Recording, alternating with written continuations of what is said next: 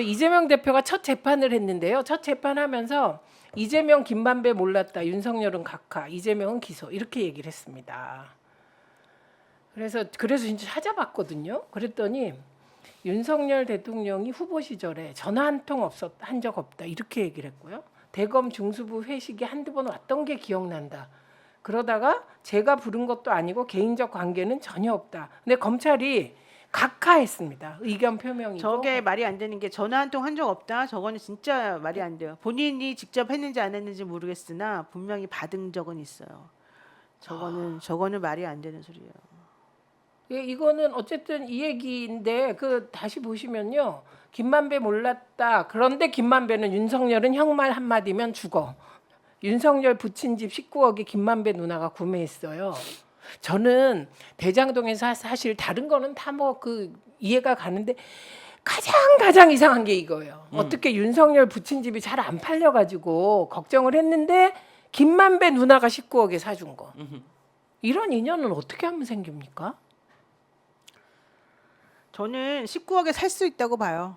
사줄 수도 있다고 봐요. 돈도 많았고 그 당시에 저 팀은 근데 하필이면 그 집을 알고 산 거라는 거죠. 제 말은. 저 팀은 돈이 막 남아 들어가던 때였으니까 뭐 집 나왔는데 안 팔려서 걱정이더래 이러면은 그 말이 제3자 뇌물죄 비슷하게 네. 사줄 수 있다고 보는데 전 저거보다도 전혀 모른다 관계가 없다 이 말이 더 말이 안 맞는다는 거죠. 그러니까 제가 그 말이죠. 그러니까 이게 우연히 그랬다는 거거든요. 저들은. 그래서 제가 김용남 의원하고 대선 전에 토론 많이 했잖아요. 그도 이건 정말 나오기 힘든 확률상으로 나오기 힘든 우연이라고 얘기하더라고. 전 저게 우연 같지 않다. 게다가 김만배 씨 성격상 중수부 회식에 한두 번 갔다 그랬으면 본인이 뭐 하고 다 했을 성격이거든요.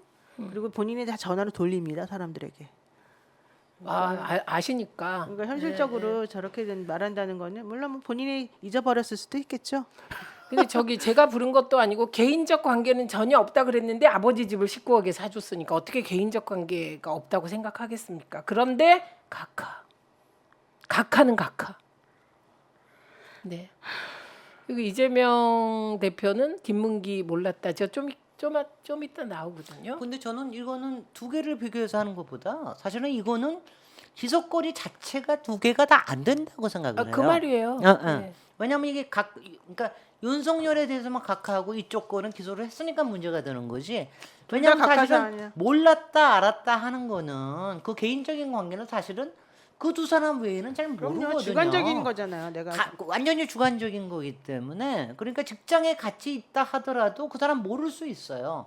집을 사줬다 하더라도 김만배는 그냥 대충 이렇게 사준 거지. 그거 이렇게 해가지고 할 수도 있는 거야. 왜냐하면 누나한테 그때 돈을 좀 빌려줘요. 글쎄. 아니 근데 그러니까 개인적인 관계가 있어서 한 게 아니라 말하자면 김건희 후원사 해주듯이 그냥 대충 그렇게 보험용으로 생각해 줄 수도 있기 때문에 이거는 어쨌든지 간에 알았다 몰랐다 가지고 얘기할 거는 아니라서 나는 그거는 김문기 건으로 그걸 기소했다라는 검찰이 웃기는 거지. 그거 요번에 그 재판정에서 판사가 70분 동안 공소장을 다 읊더랬는데 70분 동안 아니 70분이어도 저 얼마나 귀중한 시간이에요. 그 시간 동안 구성 요건이 안 맞아요. 안 맞으니까는 그렇게 쓸데없이 무리를 하는 그런데 거지. 우리가 이 얘기를 하는 이유는요. 제1야당 대표가 기소됐다. 이러니까 어마어마한 일인 줄 아는 거예요. 그래서 저희가 공소사실 요지만 보고 가겠습니다. 예, 방송에서 제가 이게 이제 주영진의 뉴스브리핑 찾아봤어요. 그랬더니 질문이 개인적으로 시장 재직 때 김문기를 알았냐예요. 개인적으로. 그러니까 그때는 몰랐다. 이후에 재판 과정에서 알게 됐다. 그런 거예요.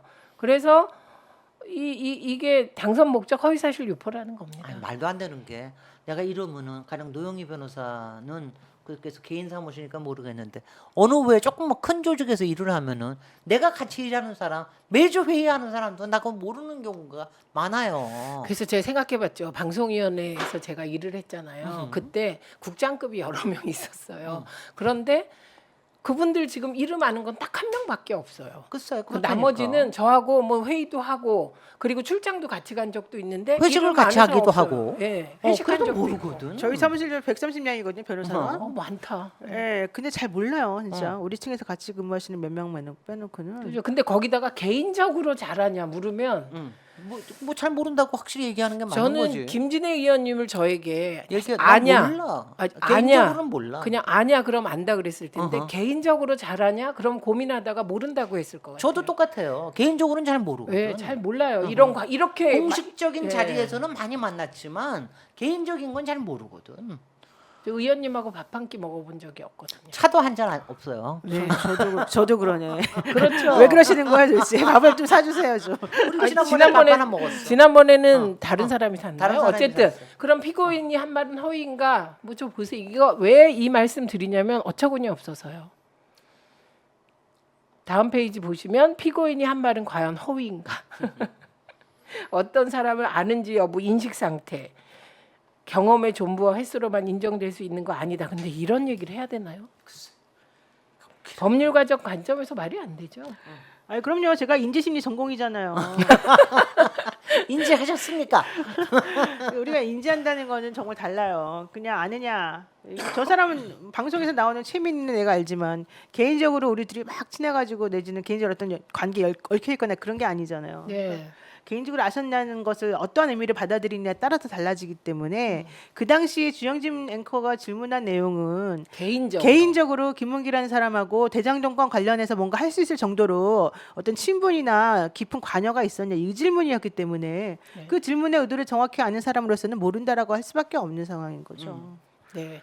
야 명쾌한 인지심리학 전공 변호사님의 해설이었습니다. 그러니까 허위사실 공표죄 규정 요건도 그냥 한 번씩 보고 가시죠. 아니야 구성조건 한 번 쭉 보면 안 되고요. 네. 자세히 봐야 돼요. 네, 저 보세요. 보세요. 지금 저게 공선법 250조 1항에 있는 건데요. 저 첫 번째 당선되거나 되게 할 목적으로 좋아요. 저거는 그렇다고 치는데 그 밑에 거가 이거예요.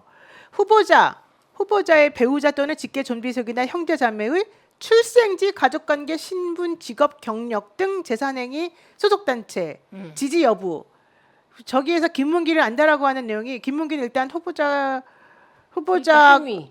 그러니까 후보자 이재명의 출생이나 가족관계 이런 게 아닌 거잖아요. 네. 그다음에 이재명 후보의 배우자나 직계 존비속이나 뭐 이런 사람과의 아무런 그런 관계가 없는 거잖아요. 네. 이번에 김문기 아느냐 여부는 출생제에 대한 얘기도 아니고 가족관계에 대한 얘기도 아니고 신분에 대한 얘기도 아니고 직업에 대한 얘기도 아니고 경력에 대한 얘기도 아니고 재산에 대한 얘기도 아니고 행위에 대한 얘기도 아니고 행위에 대한 얘기로 보더라고. 보는 거지. 자 무슨 행위? 검찰에서는. 자 김문기를 아느냐가 무슨 행위? 김문기를 아느냐 모릅니다. 이게 아는 무슨 거는 행위냐고요. 인지지 그러니까 그게 행위가 무슨 아니다. 행위냐고요. 안 맞는다는 그렇죠. 거예요. 네. 근데 검찰은 행위라고 주장하고 있습니다. 그러니까 무슨 행위냐고 물어봐야죠 변호사들이. 그러니까 모른다고 방송에서 말한 것이 행위다 이런. 그러니까 그게 무슨 행위냐고. 모른다고 방송에서 말한 거는 팩트고 네. 그 팩트가 의미하는 게 무슨 행위냐고. 그러니까 저는 이게 제가 허위사실 유포로 피선거권이 박탈됐었거든요. 근데 그때 개인적인 만남에서 약속을 받았다 그 얘기 그거였어요. 예, 그런데 실제로 그러니까 그거는 개인적인 만남에서 약속을 받았다. 약속을 받냐 안 받냐는 행위잖아요. 그것도 판단이지. 예를 들면 그 사람이 네 한 것을 놓고 그러니까 약속을 받았다는 그건 행위가 행위죠, 행위. 사실인지 아닌지는 모르겠지만 행위예요. 어쨌든 약속을 받았다는 행위라고 예, 들어갈 수 예, 있어요. 예. 근데 여기서 안다 모른다가 어떻게 행위가 되냐고 내 글쎄요. 말은. 그러니까 제1야당 대표를 기소했으니까 건이 되겠지라는 생각을 절대로 하시면 안 된다. 그게 저희가 오늘 이 대화를 나누는 취지입니다. 저는 정말 깜짝 놀랐어요. 이거 가지고 기소해서. 그냥 정치적으로 공세하고 언론에서 좀 써먹고 말 줄 알았어요. 근데 실제로 기소까지 가서 깜짝 놀랐어요.